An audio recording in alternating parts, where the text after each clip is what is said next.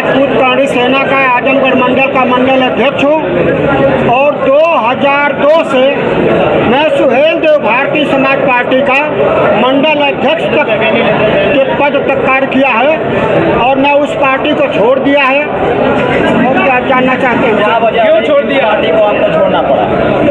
ओम प्रकाश राजभर जब हवाई चप्पल पहन करके और पैसेंजर ट्रेन से और ऑटो रिक्शा से चलते थे, उस समय हम पार्टी में हमको जोड़े थे राम रूप राजभर और पिलखी के एक सुरेंद्र सिंह थे।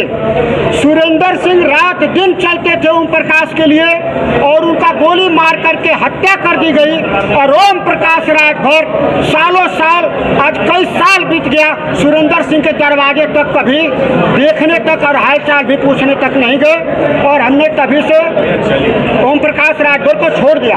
ओम प्रकाश राजभर से झूठा, ओम प्रकाश राजभर से फ्रॉड कोई नेता नहीं है। कभी अपने को गब्बर बनता है, कभी अपने को सबसे बड़ा गुंडा बनता है, कभी अपने को सबसे बड़ा धनवान बनता है। और ओम प्रकाश राजभर सबसे फ्रॉड, सबसे झूठा, सबसे निकम्मा नेता है। मैं आपके चैनल के माध्यम से राजभर भाई से निवेदन करता हूँ, हे राजभर समाज के लोगों, अगर तुमको जिंदाबाद बोलना है तो उस बनारस के ठग का जिंदाबाद मत बोलो, अपने भाई, अपने बेटा महेंद्र राजभर को जिंदाबाद बोलो और महेंद्र राजभर को लखनऊ और दिल्ली भेजने का काम करो। अरे तो चुनाव से 2 दिन पहले कैसे ये विचार आया? उससे पहले क्यों नहीं? क्या करें? मतदान से पहले ये विचार क्यों आया छोड़ने का?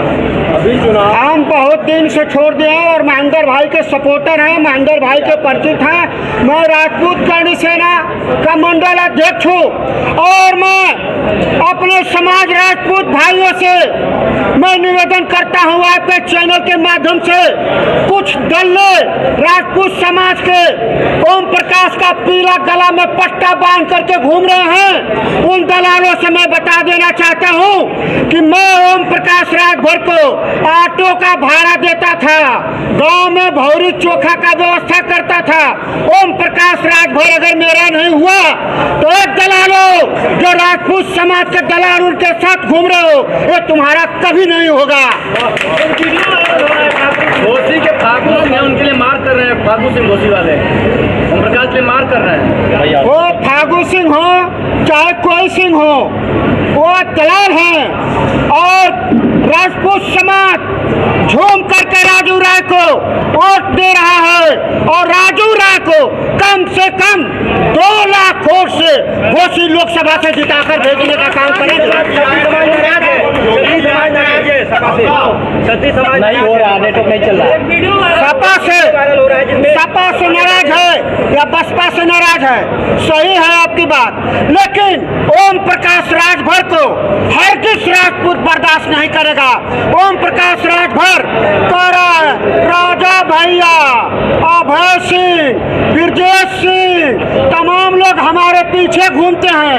अरे ओम प्रकाश राजभर, तुम अखिलेश यादव जी के दया से, योगी जी के दया से, अमित शाह जी के दया से आज 2-3 फॉर्च्यूनर गाड़ी लेकर के घूम रहे हो और राजा भैया का अभी मर्जी करेगा तो हेलीकॉप्टर अपना स्टार्ट करेंगे, बनारस, दिल्ली, लखनऊ कहीं भी चले जाएंगे। ओम प्रकाश राजभर, तुम्हारी औकात नहीं है कि राजा भैया का टक्कर लोगे, राजा भैया को अपमानित का काम करोगे।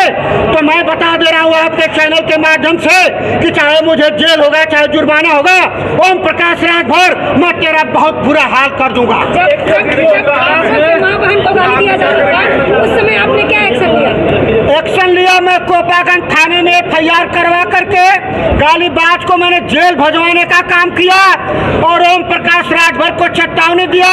मैं राजपूत समाज से आता हूँ, मुझे शोभा नहीं देता है कि मैं किसी के माँ बहन को गाली दूँ, यह हमारे मर्यादा और हमारे विचार से एकदम बिल्कुल गलत है।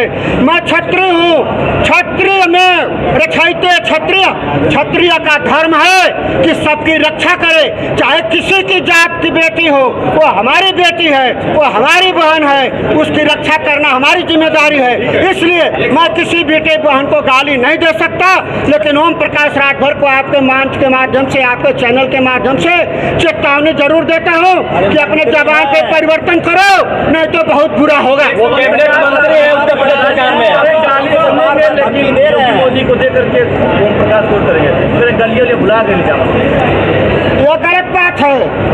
बीजेपी भी यही चाह रही है कि अपने नेताओं से राजपूतों को गाली दिलवाएं और यह समाज में संदेश दें कि यह पार्टी दलित और पिछड़ों का है। ऐसा बात नहीं है मोदी जी। आप यह जान गए कि 400 पार सीट आ रही है। आप यह क्यों नहीं जान पाए कि पुलवामा में 400 केजी बारूद कैसे पहुंचा? आप क्यों नहीं जान पाए? यह आप जान गए कि 400 पार सीट आ रही है। अरे क्षत्रिय समाज तो कह रहा है कि योगी जी आ गए, हमको प्रकाश आदर्श मतलब नहीं है, मोदी जी का मतलब है, हम मोदी जी को प्रधानमंत्री बनाएंगे।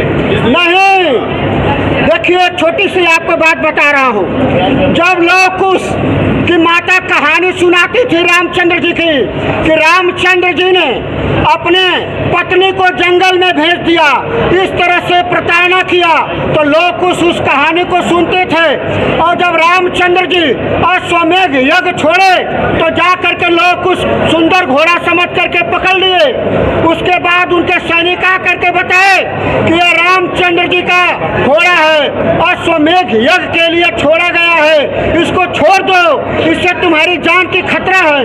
उन बच्चों ने रामचंद्र जी का नाम सुनते ही अश्व को कस के पकड़ लिया और यह फैसला किया कि जब तक रामचंद्र जी से युद्ध नहीं करेंगे तब तक यश को नहीं छोड़ेंगे। क्यों कि एक महिला के साथ